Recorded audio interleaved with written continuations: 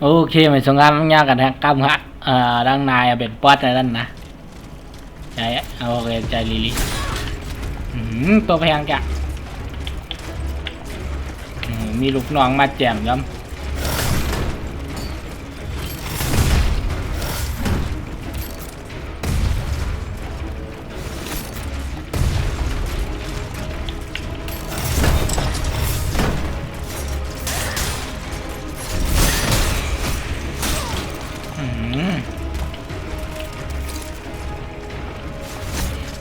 ลูกน้องมาตายมา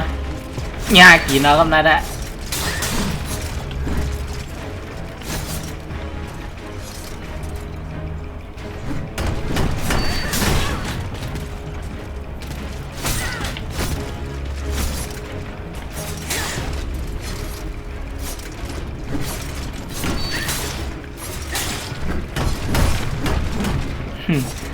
ถูกเลยมาคาดตองเลย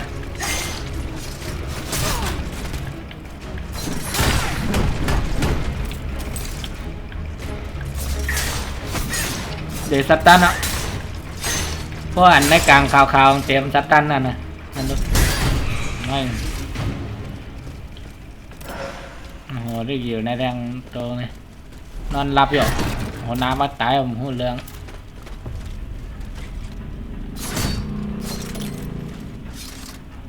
แพรลี่โอเคนอนรับในทางตัวเนี่ยป่ะ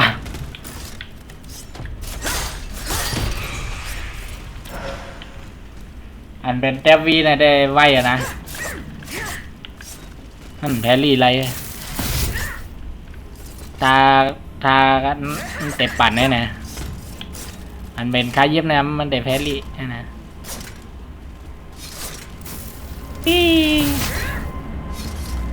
ทางลีนะทาง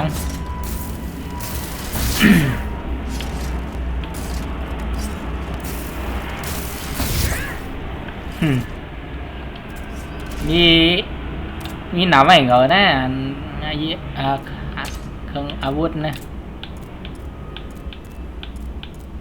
แต่มีถาดไผ่ทัดมันเนี่ยโอ้เท่ยาวะน้ำแข็งเยอะนะ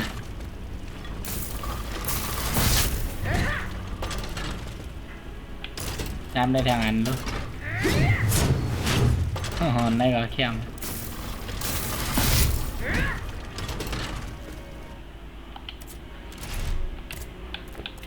คำไรอัพมาเลยนั่นมาเอง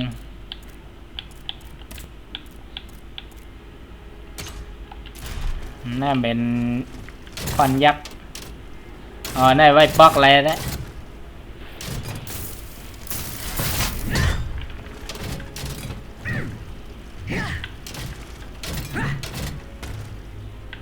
ควันจ็อก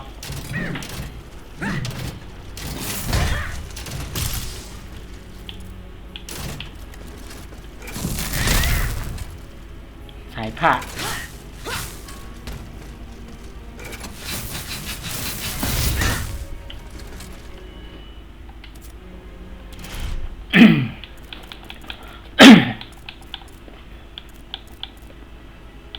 อันนี้เป็นกองอันนี้นะ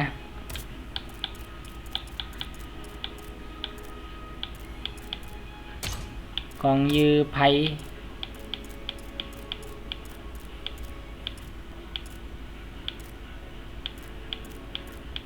มันก็เหมือนการแน่งกับว่ามันเป็นมันปิ่นทัดเนี่ยนะเหมือนอย่างกองเหมือนอย่างหอกเนี่ยหอกก็หนังเป็นมันยืดเลย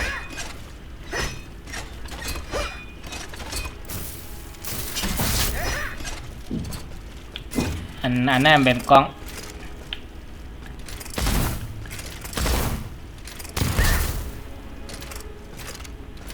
โอ้กองนี่ก็แพรลี่อะไรรู้เนี่ย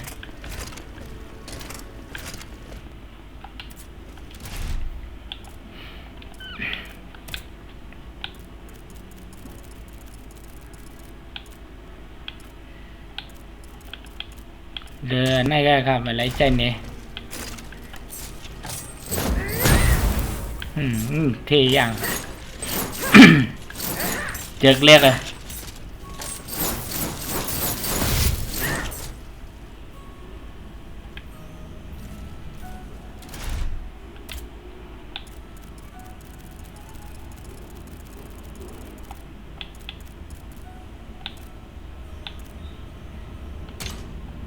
ใจขึ้นขาอัพไว้นั่นหรือว่ายังเน็กเข็มทิศในตัวตั้งกว่าเขาหลบอ้างแล้วเนี่ยนะในมีจุดเชฟอยู่นะเซฟไว้ก่อน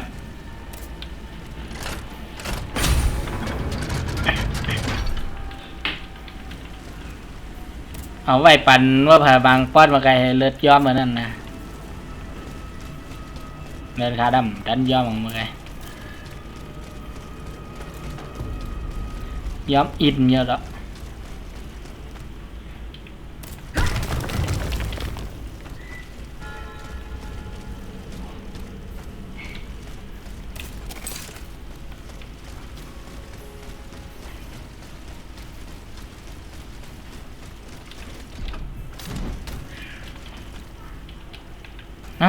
พักตุ่มอะไรยังวะจะตั้งขวางอ่ะ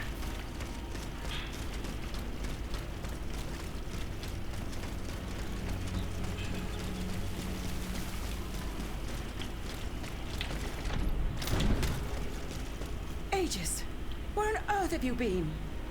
Did you not receive my message ordering you to Saint-Cloud? Yes, I did. My life... Your life has no more... Madame. No. The General. No. Madame de Polignac. What happened to her? Something strange. Sir, where did... They went towards the... Running... Have no... I will help Madame... Don't...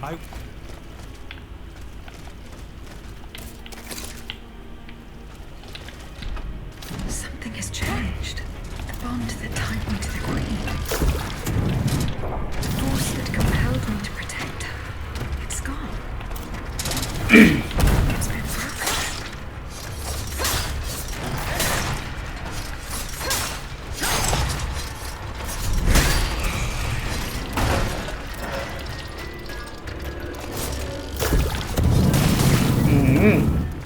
Tàu lửa แพรรี่มาแพรรี่กลับไม่โกง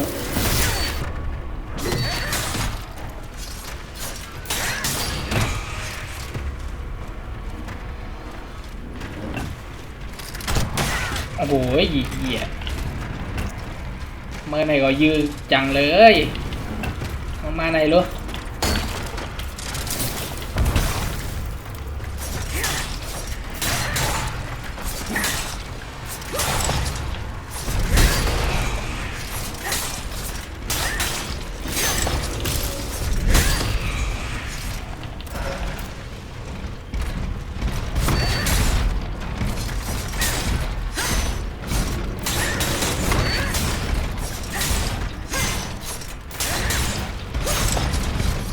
โอเคสตัน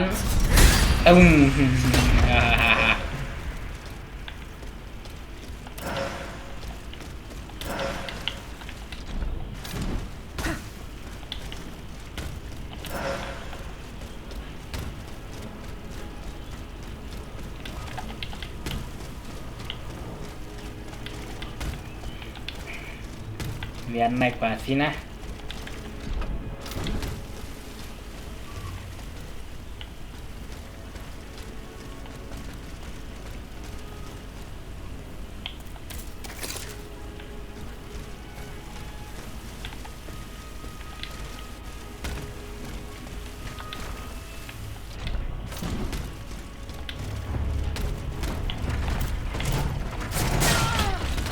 เต็มติ้น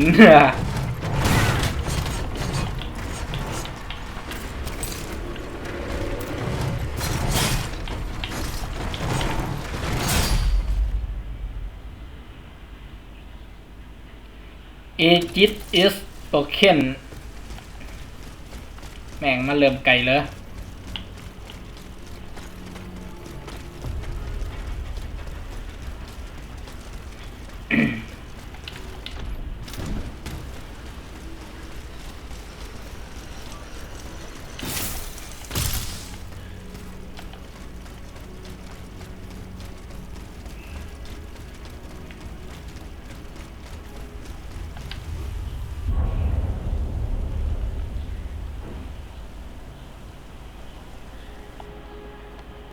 Our plan is foolproof. Monsieur Cléry will be waiting for you.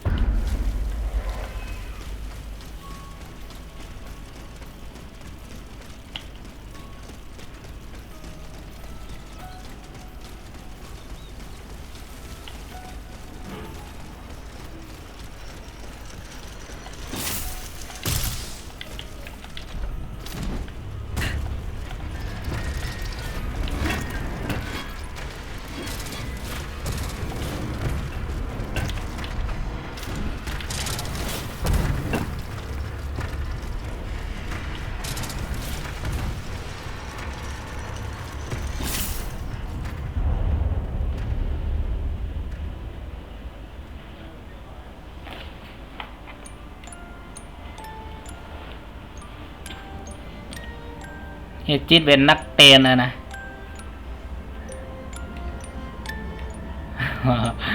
คนต่อยหิงเป็นหุ่นเยอะนะ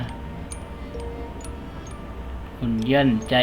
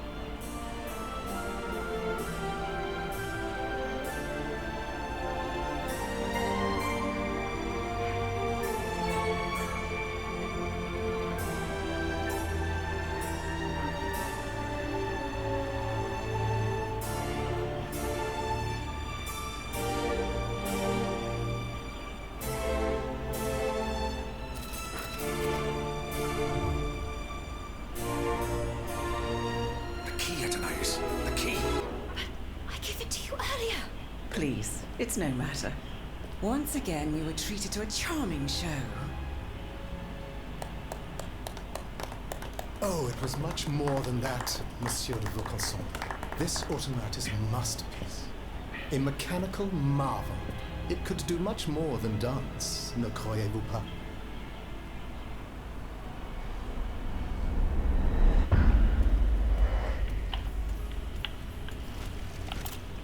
Yo, เหมือนสงกรานต์ปี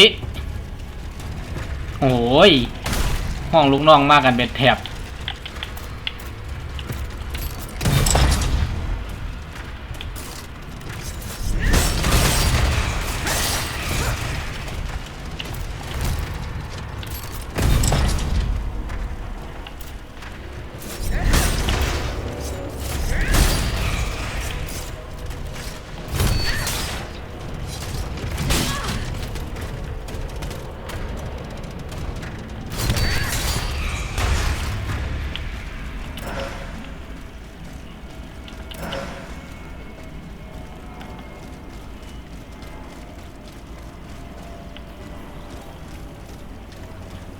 โอเคมีหางเอาวะมาอะไรกันนายกันเหรอวะอ้างไปเก็บล่ะมาเตยกัดสินน้องเอจิตกาประกันก็โย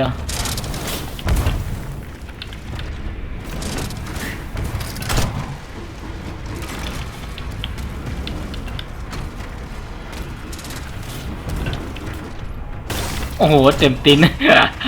ลอยมายอมกวนอะไรอ่ะ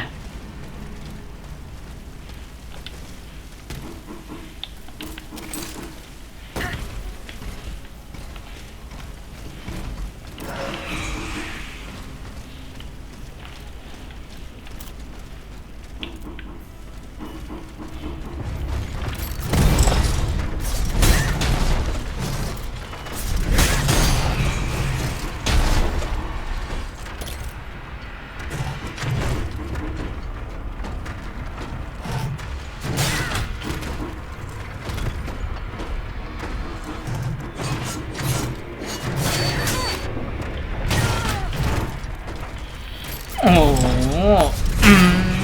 ไม่ไปแข่งกันเรือวะ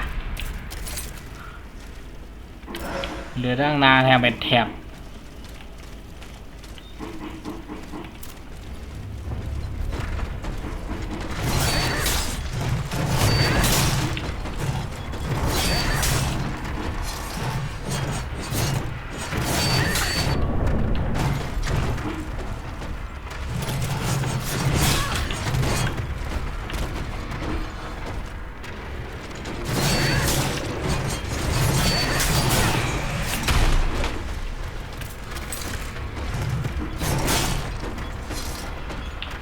โหเดือดตาย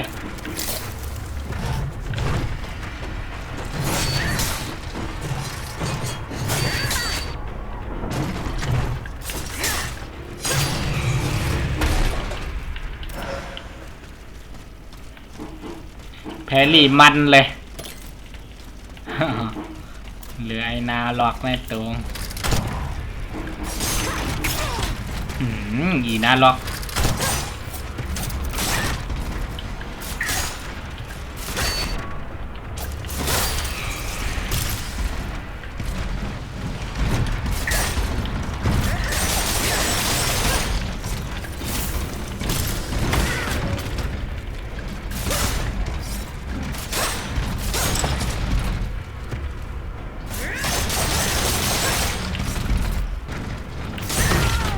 เฮ้ยเฮ้ย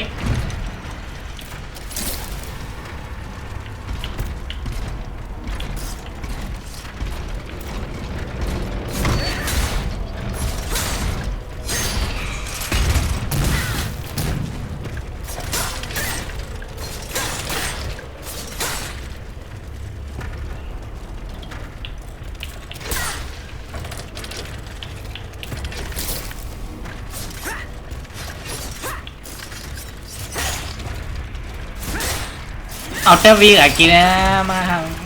ใครครบนะก็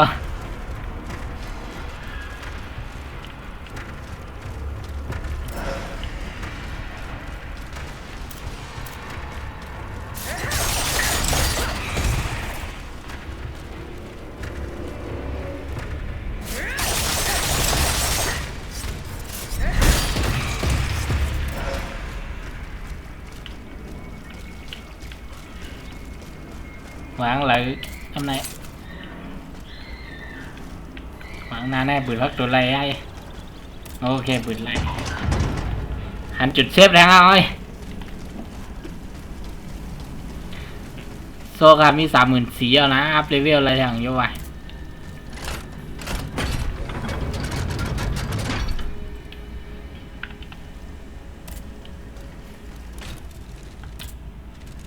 โอเคไลท์เตะ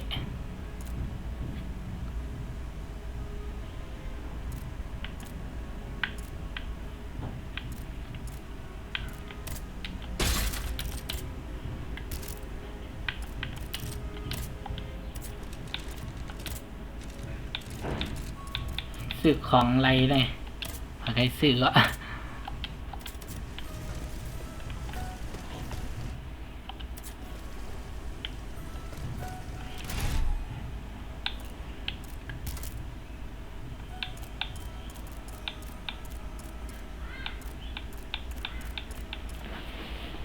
นำมียานำยานำหังนำมาหนามอง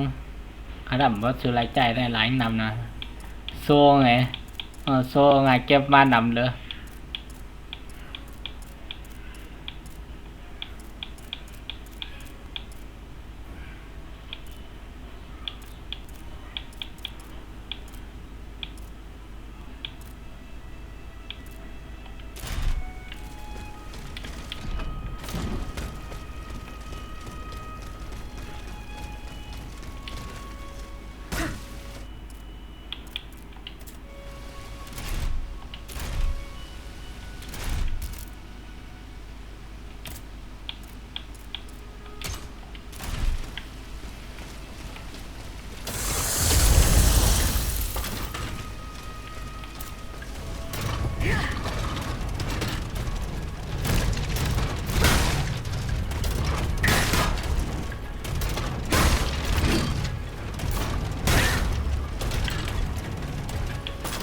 ไปก็แห้งนะ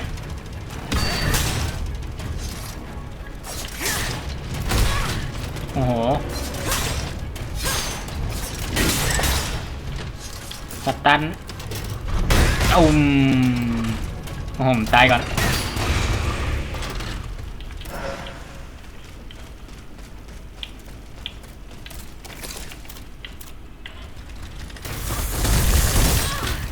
โอ้โหเขา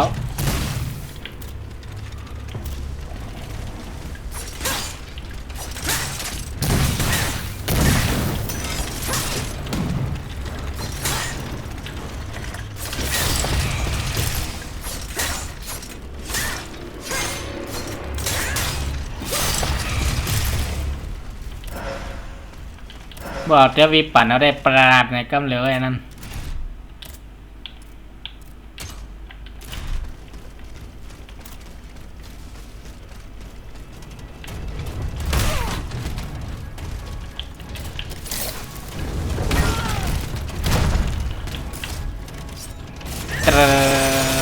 สตันโอ้โหสตันง่ายนะแจมวีได้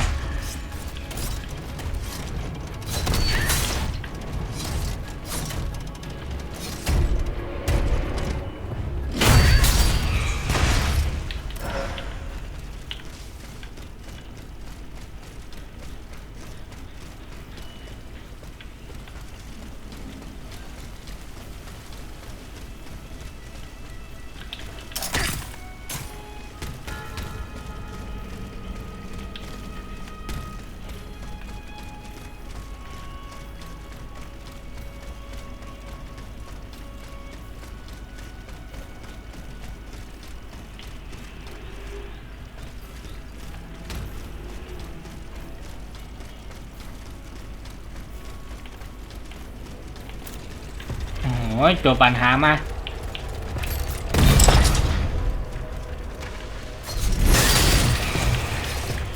ตายกันเป็นแถบ ฮ่าย่าหมักแตกลุกเร็วก็ตายเอา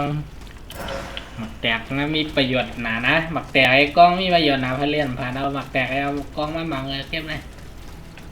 เอากล้องเยื่อเบิ้งสตันไอ้หมังมาแล้ว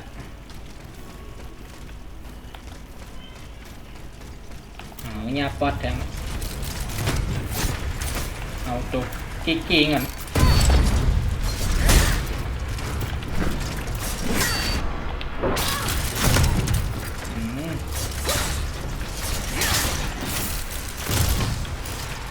แต่มีปั่นเนาะ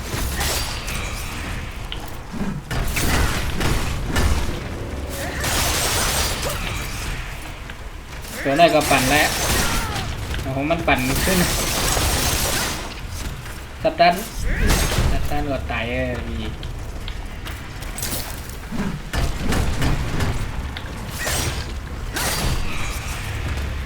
เนื้อผ้ามังก็เลยนะคอมแห้งเท่าไหร่นี่นะไรกูอันนะ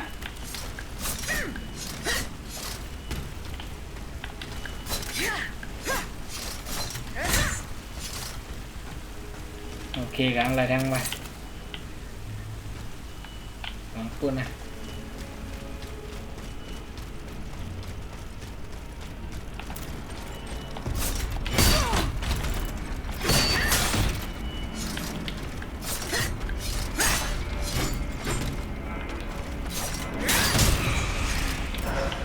นานก็แหลกดอง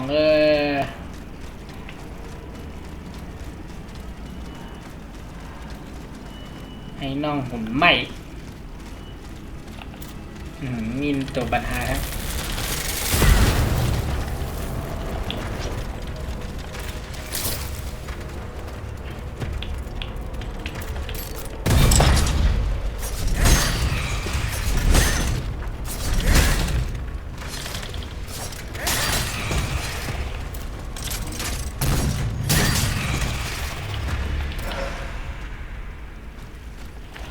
สาวน้อยรังแกหมา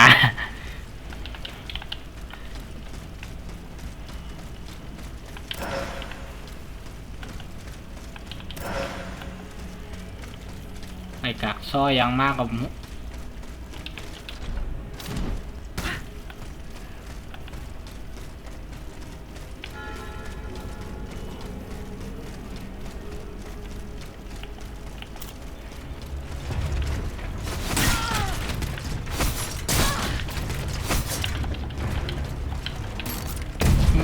สตันไว้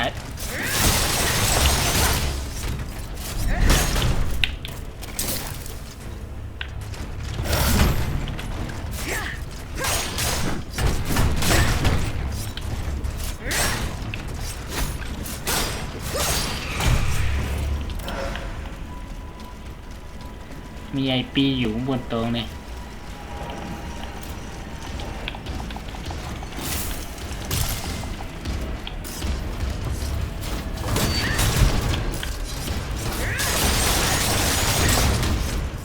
ตันก็ตายเลยปีห้มเนี้ยใช่มันเผาข้างหน้าเห็นตีนเลยโอ้โหต้องป่านนี้สิครับ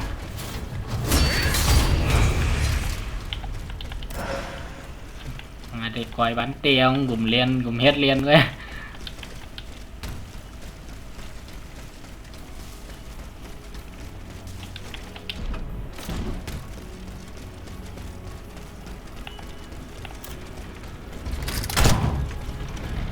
ยืดสังฆะปี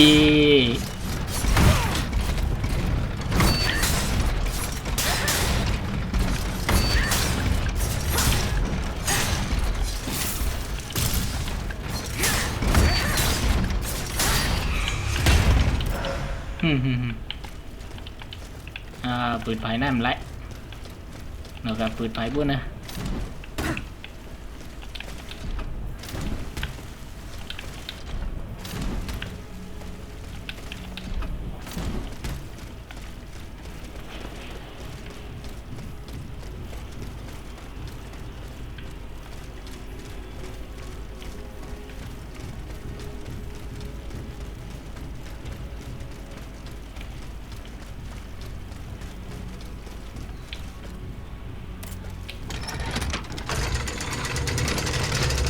นี่เป็นคัตซีนอะไรนะ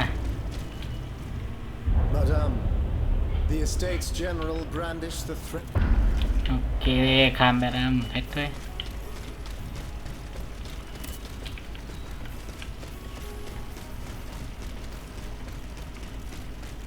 มาดาม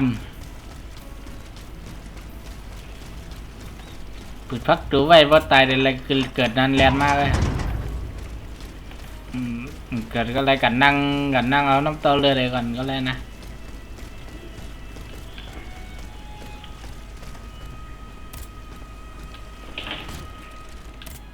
อัพเลเวลได้มั้ย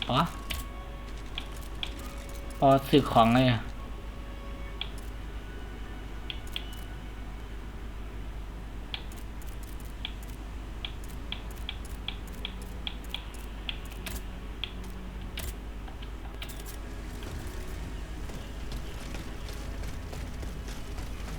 เดี๋ยวถึงลาดป้อนแล้วนะ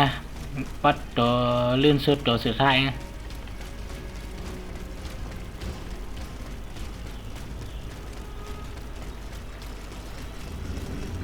The marble courtyard is this way.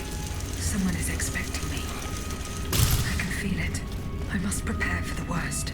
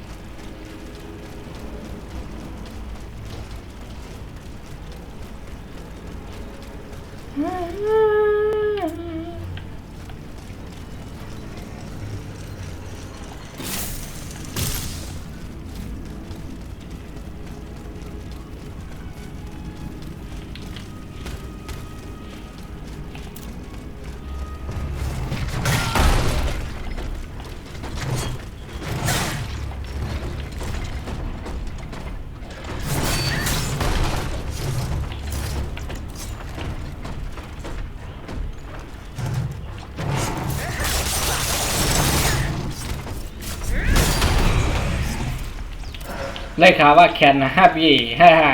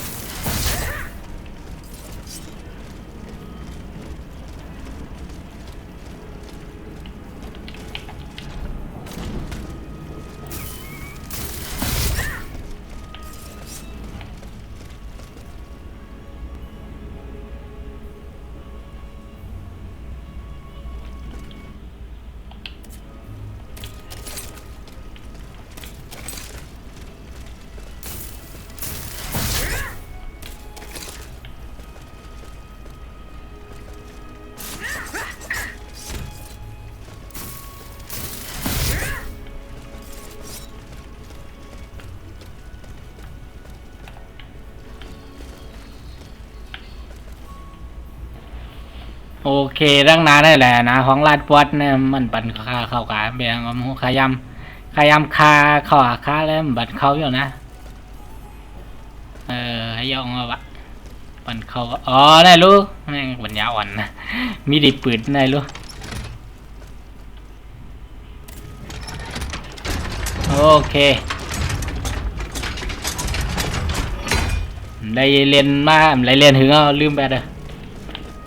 ในอวะดังในแล้วห้องบอล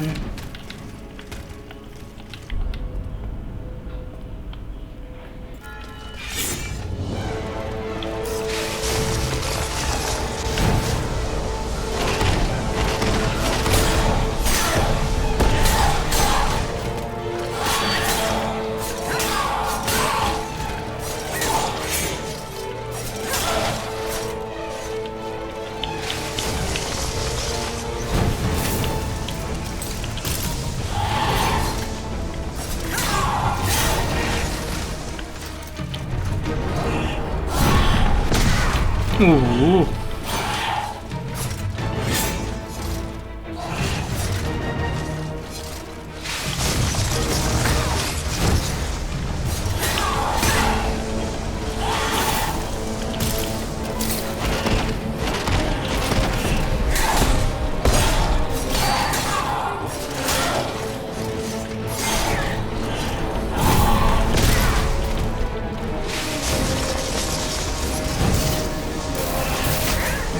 มาไปอย่างไรพี่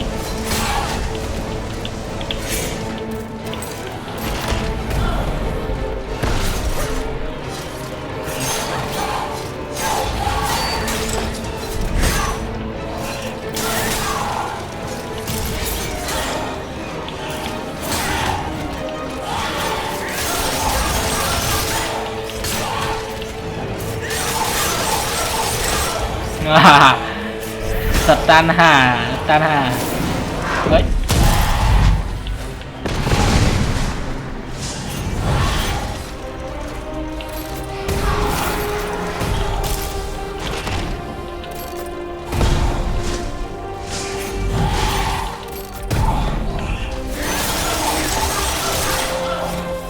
ความกับรีทอมแล้วนะ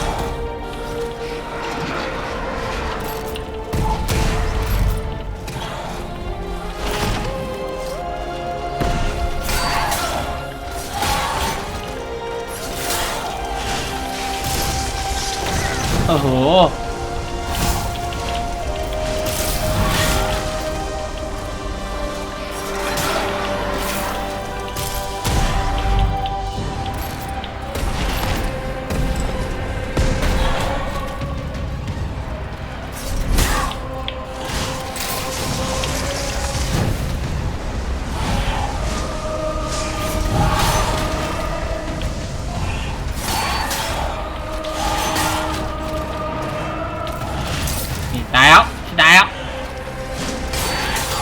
โอเค ลาดบอต้องบ่หยาบกันนะครับวะ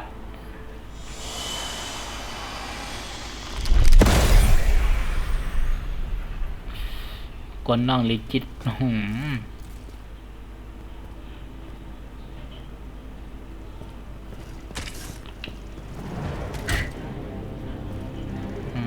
แหวนขึ้นมาอย่างเท่เกิน รับข้าน้อยเป็นผัวด้วย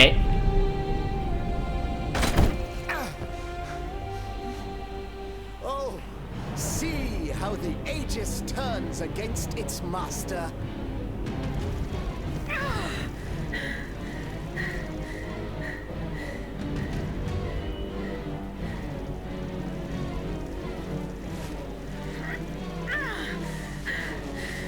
You are not my master, tyrant. You never were. I am quite happy to concede this point, but what about the Count? Have you forgotten that he gave you life and whispered the order that animates you? Look how he runs, the coward. Do you understand what he has in mind? La pauvre enfant, sleeping so sweetly. She won't be dreaming for long now. Croissant. Athenaius!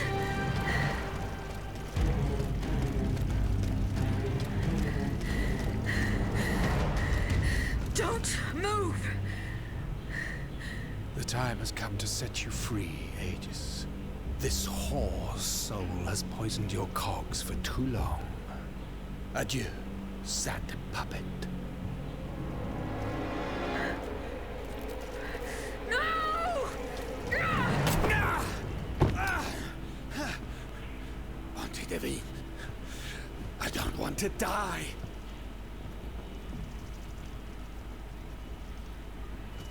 Athenaius. The sun is rising, and you have slept for far too long. The beauty of this world longs for you, just as you long for its light. For you are like the flowers that open in the morning. I know you, mon ami. We loved each other. Vous en souviens-tu? You gave me your heart. So please, let me give you mine today. Vivez heureuse, Athenaius. For it is happily that I leave this world.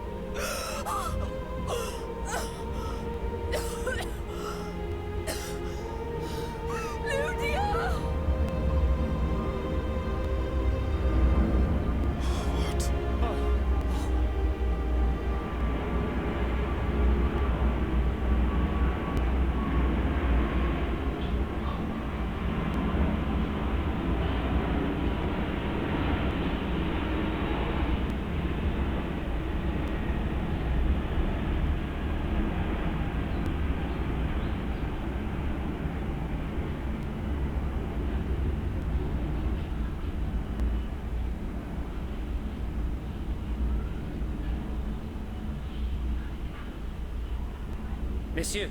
we have the king. It is now up to us to wield his scepter. In this trying time, crucial decisions must be made. First and foremost. And how? We have, as a result, and since sooner or later, it's a matter. Mais ensuite, this is indeed. Worse, they'll be. Unfortunate that, Of course, for the French. are you answer? Monsieur, Very well. I pray that. Who am I?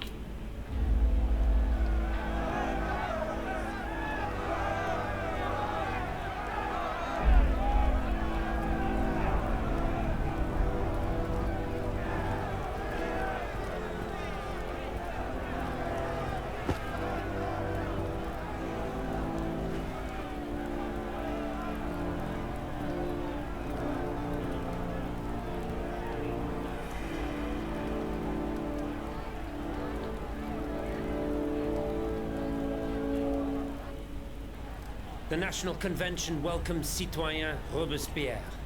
Consul of the Republic. Citoyen Louis de Bourbon, former King of France, in the name of the French people, in light of the innumerable crimes of which you have been found guilty, the members of the National Convention, meeting as an extraordinary court, have voted to sentence you to death. The sentence will be carried out on the hour. Now that justice has been done, the nation is ready to hear your last words.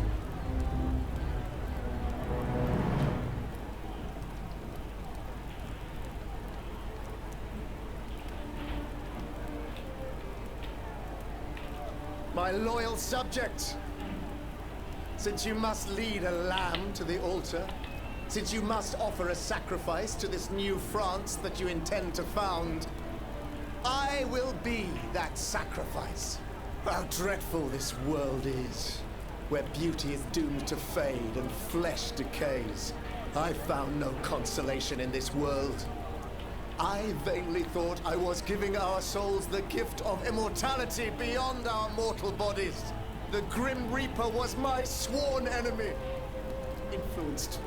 by the most awful of men, I believed that the genius of machinery could overcome death itself. Alas, I have lost this fight, and am branded with the mark of murderer. Life, even more than the crown, was heavy for me to bear. I have suffered too long under the thumb of nature, which I despised. As a child, I saw my older brother die. I lost my father in the prime of his life, and then my mother, who was even younger.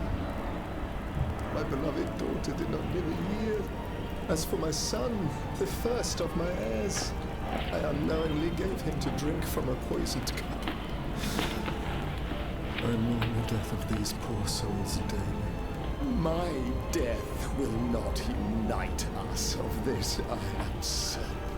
For I, in my misery, have lost the support of my faith. Sir Executioner, lay me down on this board of adieu. I will sleep now. Sleep at last, and not to dream.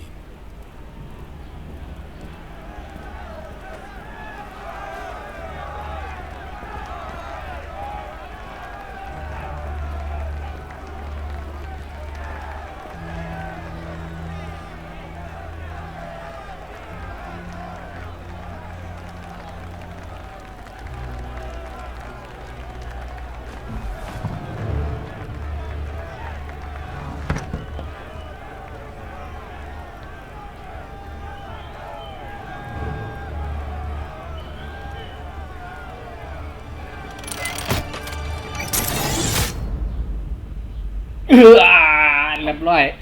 ข่อยขี้เงาะคนหายเงาะจบชุด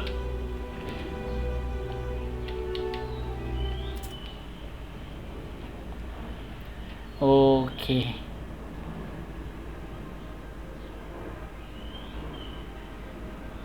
มากันได้งั้นแหละนะอย่าแต่ก้นเกี่ยงเอาแต่ก็เขาซื้อมาจำได้เลยว่าเกี่ยวกับเรียนแค่ว่าผมบอกเกี่ยวกับผมบอกแค่ให้ค้าได้เกี่ยวกับเกี่ยวกับนางเอกเหรอนางเอกฮังลีมันเป็นหุ่นยนต์ได้เหรอผมจะกวนเต่งโอเคครับไปออกมาญากันเกมหน้าเกมใหม่แท้